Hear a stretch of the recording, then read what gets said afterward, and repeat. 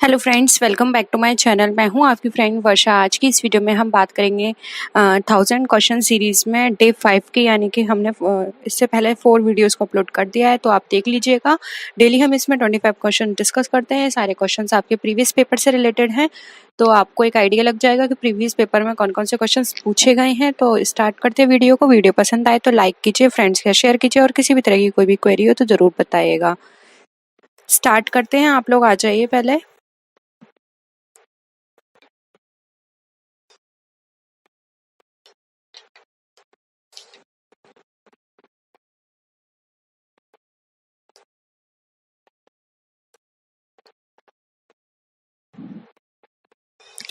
देखिए, फर्स्ट है source of obtaining long term finance, यानी लॉन्ग टर्म फाइनेंस को अ, उसका सोर्स आपको बताना है। लॉन्ग टर्म को हम किस तरह से रेज कर सकते हैं?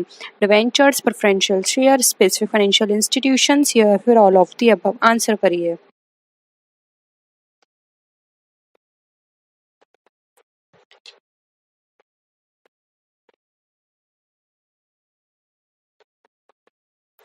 देखिए, डी ऑप्शन यहाँ पे करेक्ट होगा, क्योंकि देखिए debentures, preferentials and specific financial institutions, ये सभी हमारे ऐसे सोर्स हैं जो कि हमें लॉन्ग टर्म लोन प्रोवाइड कराएंगे। लोन कह सकते हैं या फाइनेंस कह सकते हैं, क्योंकि इंस्टीट्यूशन हमें लोन देगा और डिवेंचर्स एंड प्रेफरेंस से हमें फाइनेंस मिलेगा। ठीक है, तो ऑप्शन डी यहाँ पे हमारा करेक्ट हो जाएगा। नेक्स्ट क्वेश्चन पे आते हैं। Total cost equal to total fixed cost plus क्या होगा? Total opportunity cost, total actual cost, total monetary cost, या फिर टोटल वेरिएबल कॉस्ट। आंसर करिए।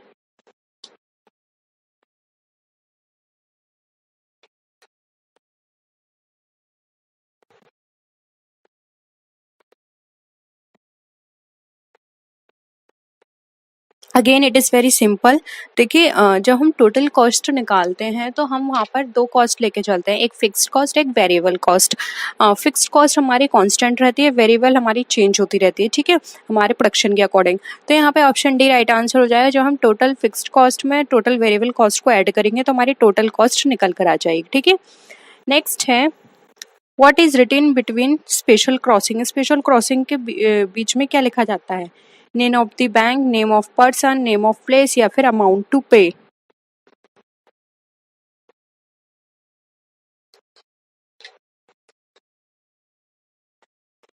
मैंने आपको बताया था कि दो तरह की क्रॉसिंग होती है हमारी। एक होती है जनरल क्रॉसिंग या सिंपल क्रॉसिंग, और दूसरी होती है हमारी स्पेशल क्रॉसिंग। तो स्पेशल क्रॉसिंग में पूछा गया है यहाँ पर।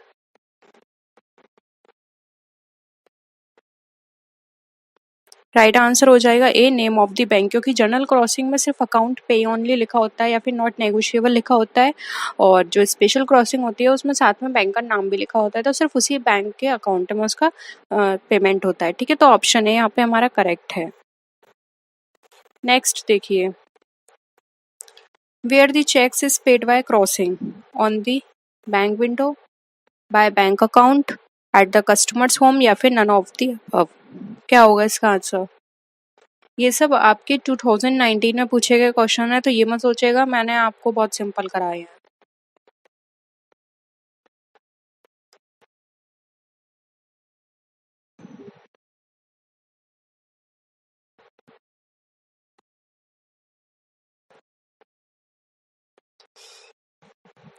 देखिए, इसका आंसर हो जाएगा, अगर हम यहाँ पर बात करें तो bye bank account. Bank account में किया जाता है। इनका मेन पर्पस यही होता है कि इनका विंडो पे पेमेंट ना हो, जिससे कि फ्रॉड को रोका जा सके, इसलिए इनका अकाउंट पेमेंट जो होता है डायरेक्ट बैंक के अकाउंट में होता है। ठीक है, नेक्स्ट है ऑडिट प्रोग्राम इंक्लूड है। ऑडिट प्रोग्राम में क्या इंक्लूड होता है? Check of trial balance, check of bank balance, verification of cash, या फिर all of the above.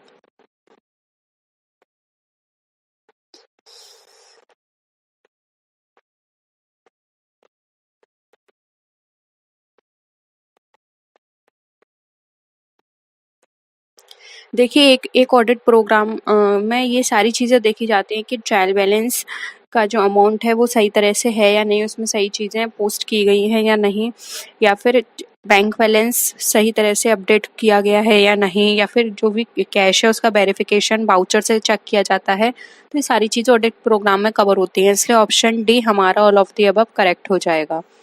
Next है कॉस्ट ऑडिट कंडक्टेड बाय। अब जो कॉस्ट ऑडिट है किसके द्वारा कंडक्ट की जाती है? Government, industrial tribunal, trade association या फिर ऑल ऑफ दी अबव, बताइए।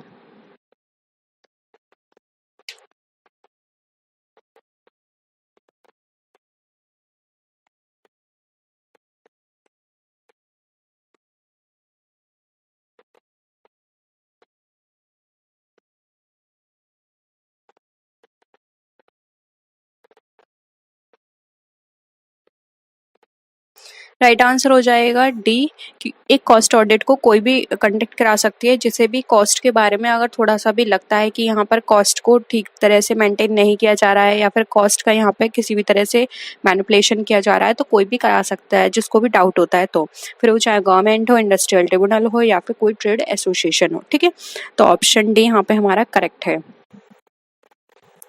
नेक्स्ट है ऑडिटर इज एन। ऑडिटर क्या होता है? एम्प्लॉय होता है, एम्प्लॉयर होता है, इंडिपेंडेंट पर्सन या फिर अकाउंटेंट? बहुत अच्छे से आंसर करिएगा, थोड़ा सा आपको कंफ्यूजन करने के लिए यहाँ पे इस तरह के ऑप्शंस दिए हुए हैं। ठीक है,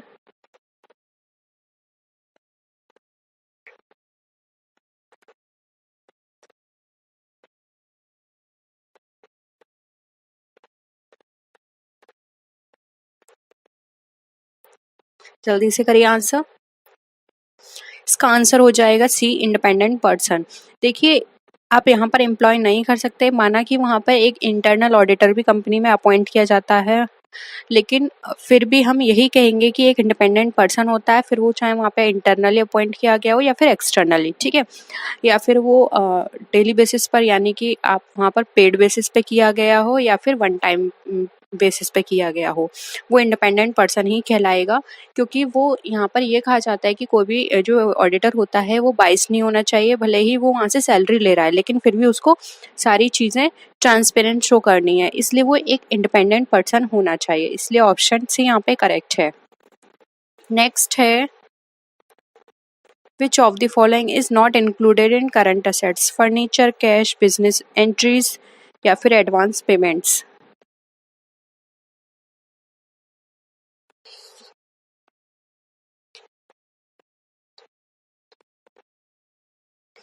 आंसर करिए इसका।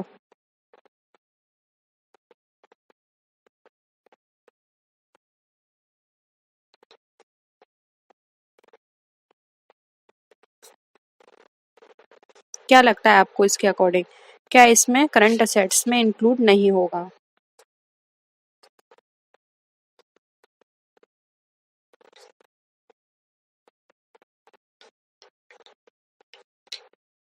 देखिए, फर्नीचर जो है वो फिक्स असेट्स का काम करता है, फिक्स असेट में आता है क्योंकि लॉन्ग टर्म में हमें बेनिफिट प्रोवाइड करेगा, इसलिए यहाँ पर ये फिक्स असेट है, राइट आंसर हो जाएगा, जो कि करंट असेट में इंक्लूड नहीं होगा।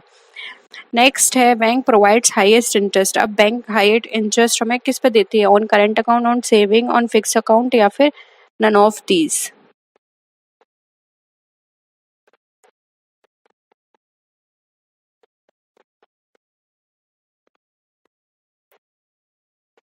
देखिए, इसका आंसर हो जाएगा सी, फिक्स्ड अकाउंट। एक फिक्स अकाउंट पर हमें बैंक हाईएस्ट इंटरेस्ट प्रोवाइड करती है क्योंकि यहाँ पर एक फिक्स टाइम के लिए बैंक के पास वो जमा हो जाता है जिसको वो फर्दर कहीं और इन्वेस्ट करके अर्न कर सकती है इंटरेस्ट को, इसलिए वो यहाँ पर हमें हाई इंटरेस्ट पे करती है।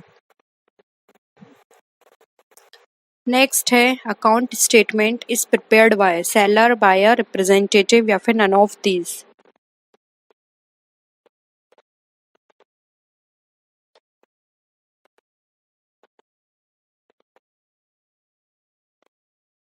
अकाउंट स्टेटमेंट कौन प्रिपेयर करेगा? जल्दी से आंसर करिए।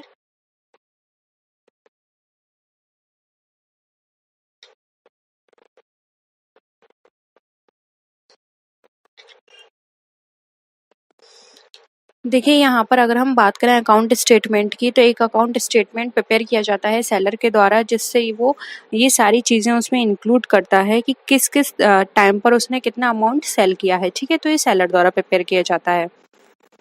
नेक्स्ट है रिवाइज कमीशन इज कैलकुलेटेड। अब रिवाइज कमीशन कब कैलकुलेट किया जाता है? ग्रॉस सेल प्राइस पर, on remaining amount after deduction of business price, sum of amount of business expenses, या फिर on sum of business expenses and deduction of business discounts.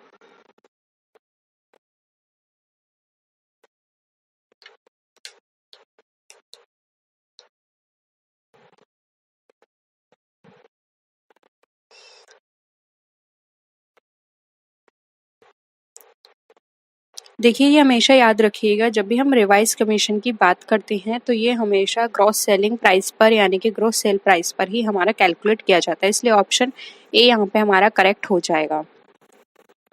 Next है gelatin is used in which system? Lithograph, hectograph, multigraph, या फिर all of these.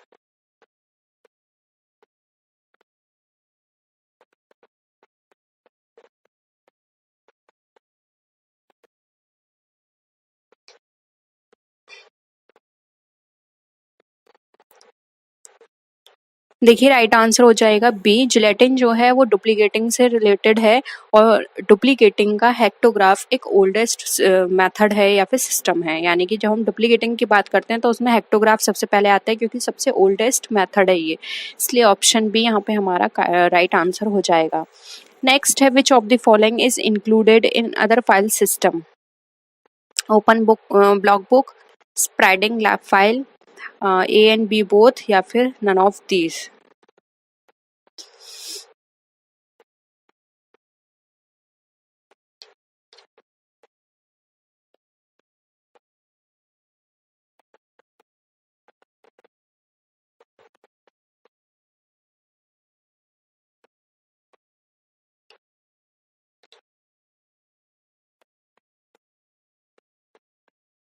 देखिए, जब भी हम file system की बात करते हैं तो वायर फाइल आती है हमारे माइंड में, फोल्डर फाइल आती है हमारे माइंड में, वॉवेल फाइल आती है हमारे में, बहुत सारी फाइल्स आती हैं, लेकिन कभी भी हमने ओपन ब्लॉक फाइल या स्प्रेडिंग फाइल के बारे में बात नहीं की, क्योंकि ये हमारी अदर फाइल में आती हैं, जो कि इतनी फेमस नहीं है, इसलिए ऑप्शन ए और बी हमारा राइट आंसर हो जाएगा, both open block file and spreading file. ठीक है। नेक्स्ट है systematic and safe record of letters for future use is known as filing, indexing, copying, या फिर डुप्लीकेटिंग। क्या कहा जाएगा?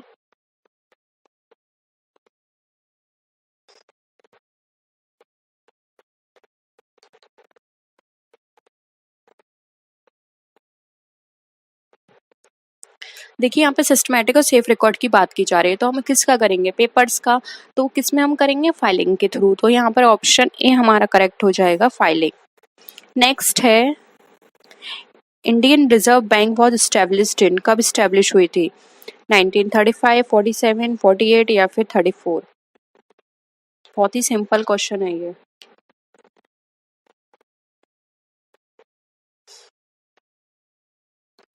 देखिए, ये राइट आंसर हो जाए 35। और अगर बाई चांस ये आपसे पूछा जाता है कि इंडियन रिजर्व बैंक का एक्ट कौन सा था, तो आ जाएगा 1934 एक्ट था इसका, 1934। और अगर इसके नेशनलाइजेशन की बात की जाए तो नेशनलाइज हुई थी 1949 में। ठीक है, तो इस्टेब्लिश है, तो ए राइट आंसर है 1935। नेक्स्ट है Which of the following organization controls bank credit in India? NABARD, Indian Reserve Bank, Regional Rural Bank, या फिर IRDB।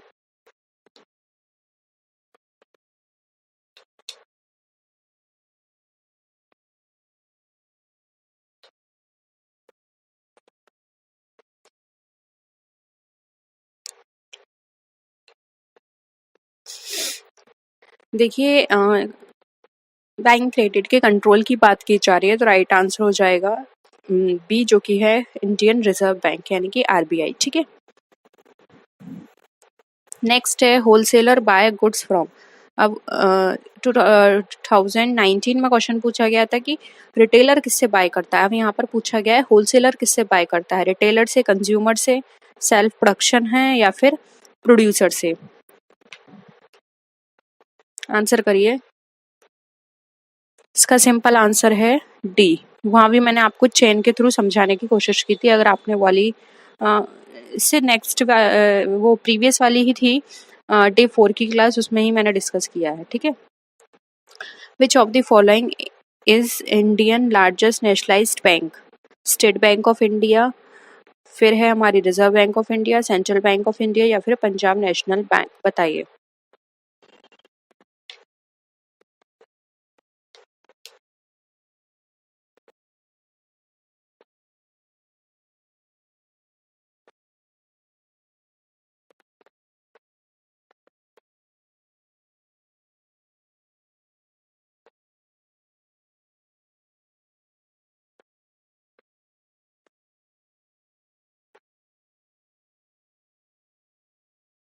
राइट आंसर हो जाएगा ए, जो कि है यहाँ पर स्टेट बैंक ऑफ इंडिया, ठीक है।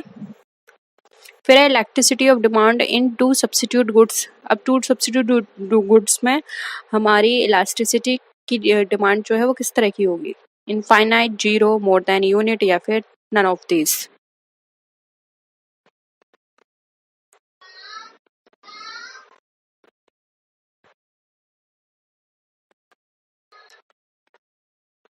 देखिए यहाँ पे दो सब्सिट्यूट गुड्स की बात की गई है, तो दो सब्सिट्यूट गुड्स में हमेशा जो इलास्टिसिटी होती है हमारी डिमांड की वो मोर देन यूनिट होती है, ठीक है।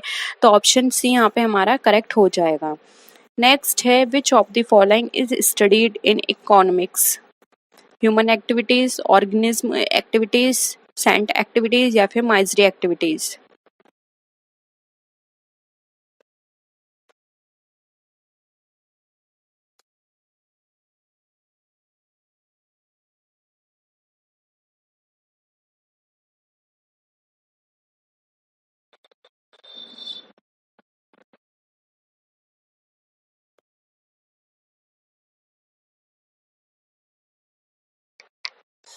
देखिए इकोनॉमिक्स की बात करते हैं तो राइट आंसर हो जाएगा ए, ह्यूमन एक्टिविटीज़ की हम इसमें बात करते हैं, इनकी नीड की, इनकी डिमांड की, और इनकी ये देखते हैं इनकी अनलिमिटेड डिमांड्स हमारी लिमिटेड डिमांड से किस तरह सेटिस्फाई हो, इन सब चीज़ों के बारे में हम डिस्कस करते हैं, कंजम्पशन, प्रोडक्शन, ठीक है। तो ऑप्शन ए करेक्ट है।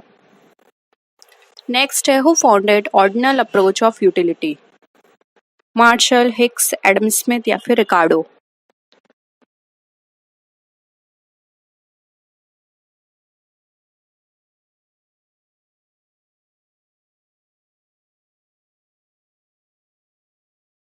आंसर करिए, ऑर्डिनल अप्रोच किसने दी थी?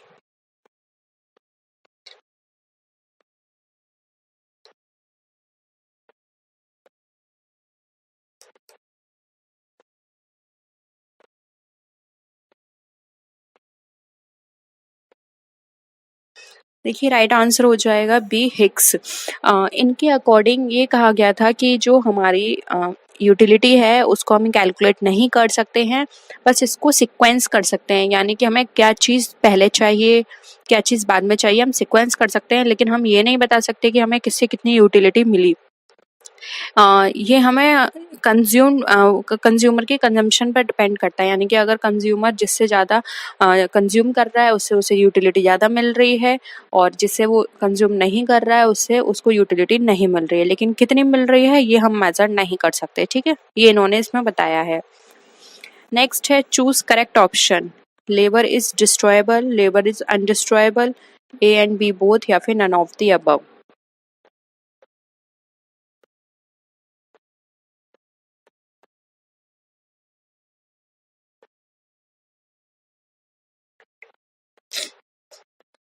आंसर करिए, लेबर किस तरह की होती है?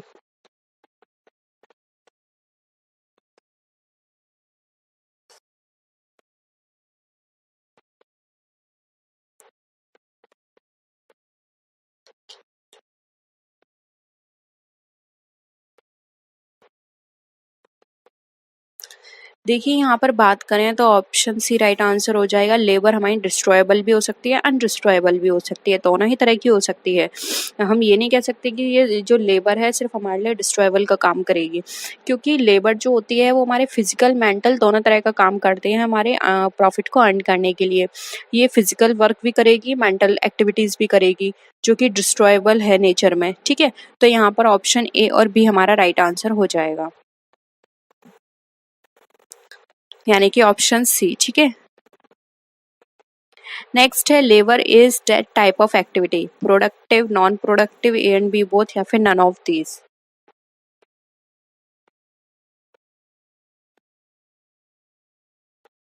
अगेन वही वाली चीज आ गई, डिस्ट्रॉयबल अनडिस्ट्रॉयबल। तो लेवल प्रोडक्टिव भी हो सकती है, अनप्रोडक्टिव भी। अगर वो काम कर रही है, कुछ आउटपुट दे रही है तो प्रोडक्टिव है, काम नहीं कर रही है, लेजी है, अनप्रोडक्टिव है। दोनों ही चीज हो सकती है। अगर वो स्किल है उसके अंदर, इंटेलिजेंट है, या फिर जिस काम के लिए लगाया गया है वो नॉलेज उसके अंदर, तो प्रोडक्टिव है। लेकिन जो काम के लिए लगाया गया है उसके अंदर वो नॉलेज ही नहीं है, तो अनप्रोडक्टिव है, यानी नॉन प्रोडक्टिव है। इसलिए option C, A and B both right answer हो जाएगा। नेक्स्ट है objective of cost accounting is check of cost accounting, cost control, A B both, ability check.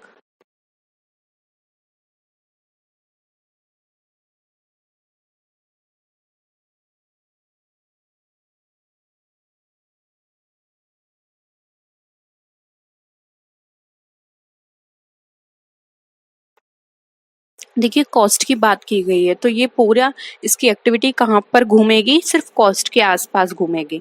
तो यहाँ पे कॉस्ट को, अकाउंटिंग को चेक करना, कॉस्ट कंट्रोल करना, सिर्फ इसका यही काम है। तो option A and B both right answer हो जाए। ये बस ये देखिए कॉस्ट का सही तरह से रिकॉर्ड किया जा रहा है या नहीं, जितनी कॉस्ट हम यूज़ कर रहे हैं, या फिर सही तरह से यूज़ हो रहा है या नहीं, या फिर उनका वेरिफिकेशन सही तरह से हो रहा है या नहीं। ये सब चीज़ें इनका देखने का काम होता है। ऐसा तो नहीं है एक्स्ट्रा कॉस्ट आपने रिकॉर्ड कर दिया या फिर कम कॉस्ट आपने रिकॉर्ड करी है, सिर्फ इसका यही काम होता है। ठीक है, तो ऑप्शन सी यहाँ पे करेक्ट है। नेक्स्ट है who can cross the cheque, drawer, holder, banker, all of this. कौन क्रॉस कर सकता है, यानी कि चेक के साइड में दो तिरछी लाइन होती है, वो कौन काट सकता है।